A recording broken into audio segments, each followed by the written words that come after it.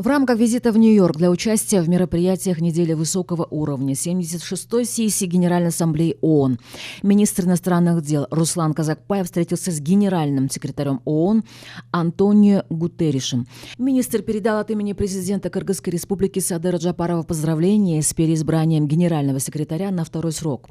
Руслан Казакбаев информировал генерального секретаря ООН о происходящих в Кыргызстане политических преобразованиях, в том числе о предстоящих 28 ноября текущего года выборах в Джугурку-Кенеш Кыргызской республики.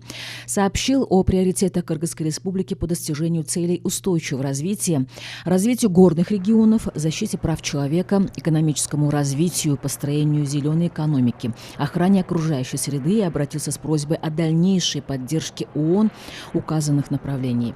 Генсек ООН выразил поддержку инициативам президента Кыргызской республики по проведению саммита ООН «Центральная Азия» и пятилетия развития горных регионов.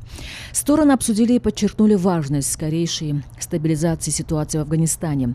С учетом проходящей эвакуации учреждений ООН из Афганистана, кыргызская сторона выразила готовность временно разместить их в Бишкеке. Генсек Гутерриш передал теплые пожелания Садыру Джапарову и выразил надежду на встречу с ним в ближайшем будущем.